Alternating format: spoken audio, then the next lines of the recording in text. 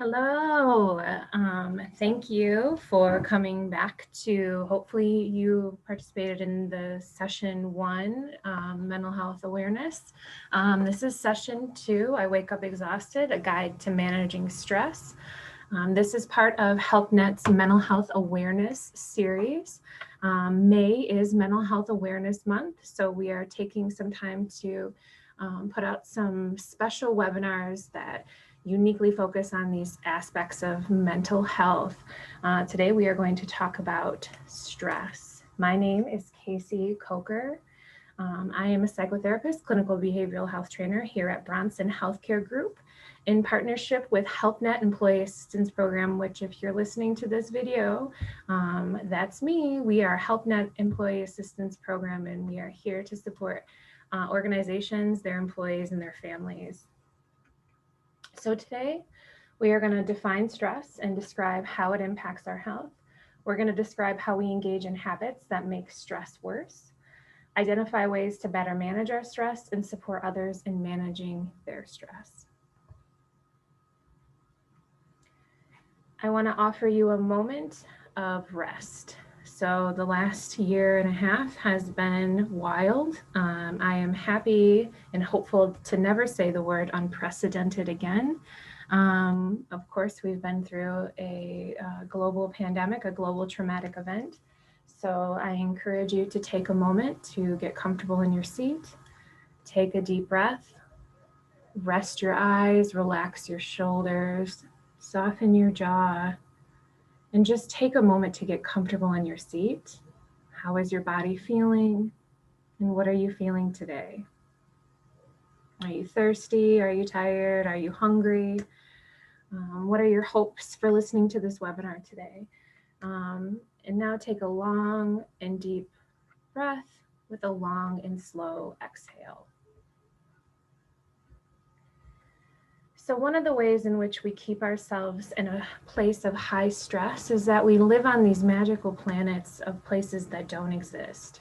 What if land and what was land? So what if land is a place of what if this happens and what if that happens and what if I get in trouble, or what if I can't pay the bills, or what if something happens with the kids, or what if something happens with the house? And what was land is going back over arguments or thoughts or things that have happened in the past that you have absolutely no control over. And we know that we spend a lot of our mental energy in these magical lands of self-punishment. We cannot think through a future problem to prevent it from happening, although we might try. So in this space of what is, so right now, what is land is you're safe. And if that word doesn't feel right, you're okay. So as often as you can, reminding yourself what is happening right now, what is going on right now, and staying as focused as you can with where your feet are planted in this moment. There's nothing you can do about a conversation or a thing that happened 5 minutes ago, let alone years ago, and you can't think yourself out of future problems by worrying through them. So what is stress? Stress is the real or imagined perception that I cannot manage my current situation and arrive at a healthy outcome. So something is going on in your world, work or home or both or all of the above, and you feel like you don't have the support, the resources, or the tools to get through it. That there's not enough support, resources, tools, ideas, thoughts to make it through this situation and land in a healthy place. Again, there's the idea of perception. It may be that this is your perception that you maybe can get through what's going on, or it may be real that you don't actually have the resources you need to move through this situation in a healthy way. So there is such a thing as positive stress. Yeah, there is positive stress. Positive stress is that little bit of stress that keeps you motivated. It keeps you getting up and going to work. It keeps you taking care of the kids. It keeps you paying your bills. It keeps you doing the tasks that you need to do to get through life. So that little bit of stress, some people call it motivation, some people feel like it's exhilarating. That little bit of stress is that motivation we need to keep moving forward, to keep going even when we want to quit. And so we need a little bit of that pre-test anxiety we had in school, to keep us going. It keeps us productive, keeps us on our toes, keeps us active, keeps us moving. And a lot of us didn't have that positive stress in our life the last year. We had a lot of overwhelming stress, but not that good stress that keeps us moving forward, keeps us motivated and working on our goals. Then there's the tolerable stress, and that's the stress that isn't good. That's the stress where I don't know if I have the resources to get through the thing I'm experiencing right now. And that isn't motivating. That feels helpless and hopeless and overwhelming. And it makes us question our ability to function well in life. And then there's toxic stress. And toxic stress is prolonged feelings of helplessness. This is what happens in trauma, when we do not have the resources we need. So, we have experiencing poverty or low income. We do not have a car. We do not have a job. We've lost a loved one. We're in an abusive situation. That amount of toxic stress where we do not have access to support and resources, and we are in survival mode. We are not functioning optimally. We are just surviving, and we may not even be surviving very well. So what does that do to the body? So a little bit of stress, that positive stress, keeps us going, keeps us motivated. That's good for our body, keeps the systems functioning optimally. The prolonged stress isn't great for our body, puts us in that fight, flight, or freeze. That's not, in a long period of time, healthy for us to be in that state because it impacts our physiology. And we know that toxic stress is negative for our body. So it starts to take a toll on our biological, physiological systems. This is where we start to experience headaches, back pain, digestive issues, immune responses, negative immune responses. This is where our body starts to really break down at the hands of stress. The stress impacts us, and that fight or flight or freeze starts to take over, and it really takes a significant toll on our physical functioning, and it starts to impact our ability to move through the world. We are unable to get out of bed. We're unable to move our bodies. We're unable to eat well. We're experiencing lots of different cramps and pains and aches, chronic colds, these things that are prolonged toxic stress directly can compromise our physiological functioning. So then what about trauma? So we'll talk about this more in the final episode of this series, but trauma is something that's associated with toxic stress. So when you are in a situation that you can't move through, you don't have adequate support or resources to move through in a healthy way, that has a significant toll on your functioning and also your ability to connect and relate in ways with others. It impacts how safe we feel. It impacts our ability to take care of ourselves or the people we love, to keep the people we love safe. And we know that over the course of the human experience, most of us, or 70% of us, experience one traumatic event. 30 to 40% of us experience several. So this is something that a lot of us understand, those moments in life where our ability to function has been severely compromised. And that can impact how we perceive stress for the rest of our life, where positive stress, when you've had a traumatic experience, doesn't feel positive, even if it's motivating. It can feel overwhelming to your nervous system. So what are some of the ways that we exacerbate stress for each other? We engage in these stressed out competitions. We do this with our partners and with our family members, with our friends and our coworkers. And this is where we come to work and we complain almost brag about our misery. And we say things like, I'm so stressed out, I'm so exhausted. This weekend I didn't get anything done. And then someone goes, oh, you think you have it bad. And then they compete and talk about the ways in which they're stressed out and exhausted. And then a third person comes in and you have this dueling battle of who is more exhausted and strung out and wrung out. And there's a badge of honor in that conversation, right? Like if I'm the one who's most exhausted, then I have the most value, then I'm really showing up. I have a work ethic. And that's really unhealthy. And so we have to identify when we're engaging in that behavior, when we're hustling around and saying that I need to be exhausted, I need to be on the edge of my existence to have value. And the way that we can do that is we can stop it ourselves. So when someone shows up and says that they're strung out and wrung out and stressed and exhausted, we can stop the competition or the hustling or the bragging and say, what can I do to support you? I'm sorry that that's happening for you. And we can support the person as opposed to competing with the person. We can stop that competition in its tracks. And we can start to support, care for, comfort the people in our world instead of competing and hustling for who is more stressed out, strung out, and wrung out. So how do you know when you're stressed? One of my colleagues, Dr. Alicia Johnson, over the last year used to remind me to ask my body where I'm feeling stressed. And that's a really powerful thing to do. So I know for me, when I'm starting to feel stressed, I feel like a cramp in my upper shoulder, in my neck.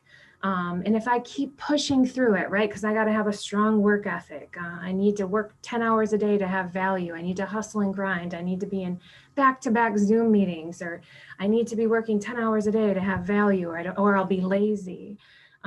And so if I keep pushing through, then I start to feel like I'm going to get a headache and my eye hurts. And then I keep pushing through because I can't take a day off. Sick days aren't valid. And this is just something I'm going through, and a little stress never hurt anybody, and I need to calm down or get over it. And then I'll get a migraine and my body will take me out. So what our bodies are doing is they're cashing the check. They're saying, I whispered with your back pain saying, slow down. Then I whispered and screamed a little louder. And now I said, you're out. And so if we can start to practice acknowledging what those whispers are, we can get ahead of it so that we don't even need to take the time off maybe, or we do take time off, but it's not as much. Because I know that once I get a migraine, I can't open my eyes, I'm in the dark, and it doesn't matter how many projects I have or what I'm working on, my body has declared complete and utter war and said, you are done. And I don't like getting to that place. And so I try to acknowledge what stress is telling my body by acknowledging what my body needs on a daily basis, on an hourly basis, especially through the pandemic. So I encourage you, what does your body feel like right now? Do you have tension? Do you have stress in certain spaces? Are you feeling like nauseated, tired? What is your body telling you about how well you're doing? What another great author wrote a book called The Body Keeps the Score. And that's absolutely true. Your body will cash a check. I filled out more FMLA paperwork in the last few years on those check cashings than I have in my career combined. So we want to try to get ahead of that so that we can live a healthy life and be present for our family and friends and loved ones and coworkers. So getting ahead of your stress, checking in with your body, seeing how you're doing, and resting and relaxing are essential to your overall health.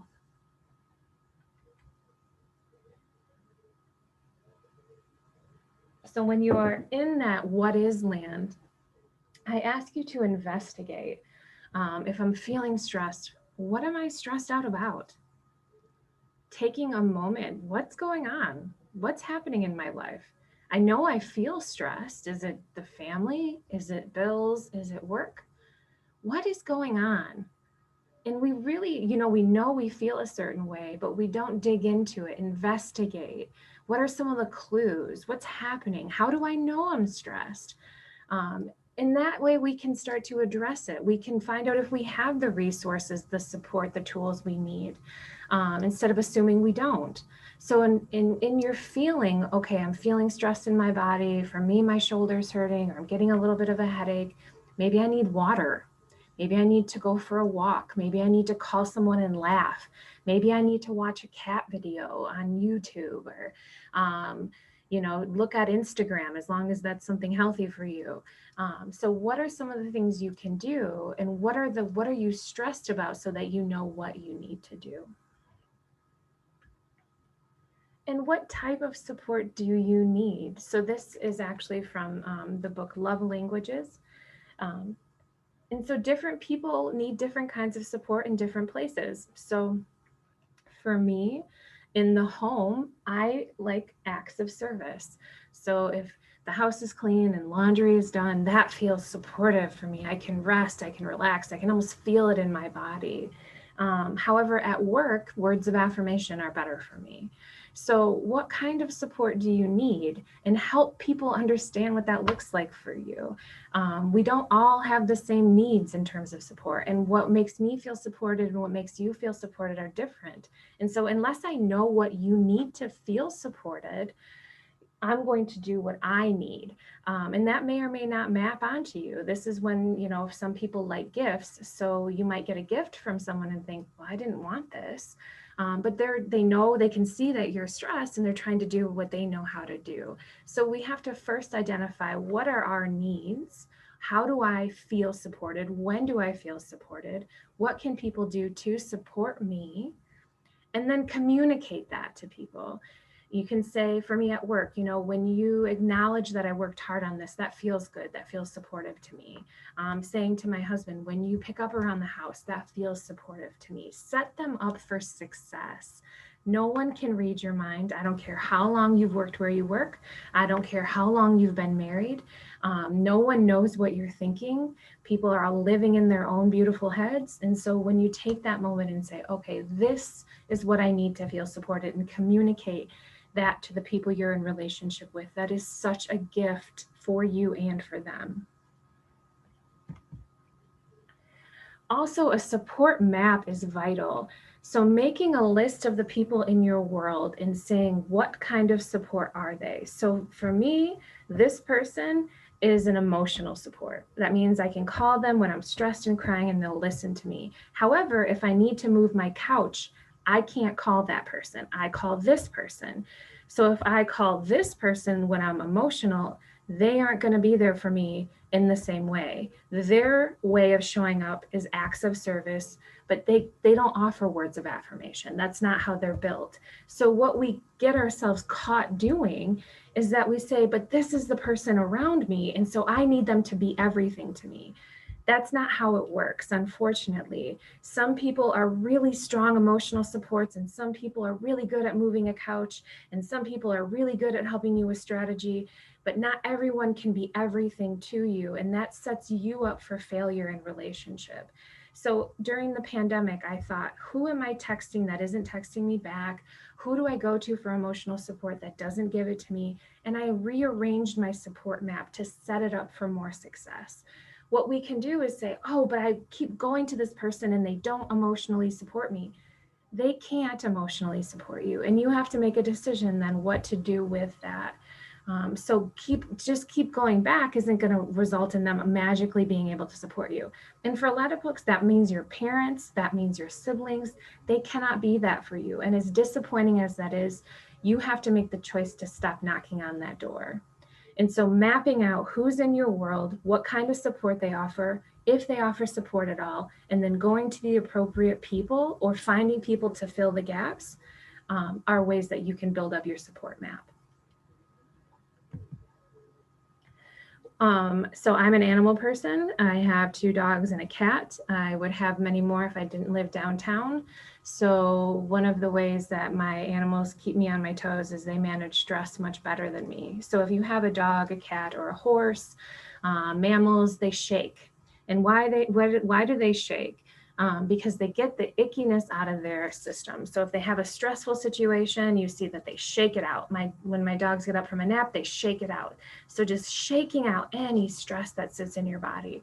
So for people who are regular runners or movers, that's part of the benefit of that. But if you're someone who doesn't move every day, it might benefit you to just get up and shake it out. So Taylor Swift has a beautiful song that you can play with you and your kids.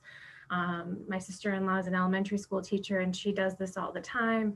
And so really just moving your body, getting that ick, getting that stress out of your body, dancing, moving, kicking, getting that gook out is really powerful. So shake it out, shake out the stress. If you have a tough meeting, if you have a challenge with your kids or your partner, a coworker, shake it out, shake the stress out, kick it, move it, just get that gook out of your body.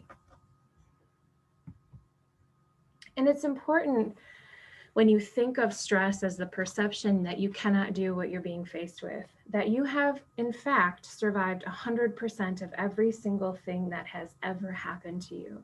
So even in moments of toxic stress and pervasive, prolonged stress, you did it because you're sitting here listening to a webinar. So that means you did it. You did the thing you didn't think you could. You got out of bed when you didn't think you could.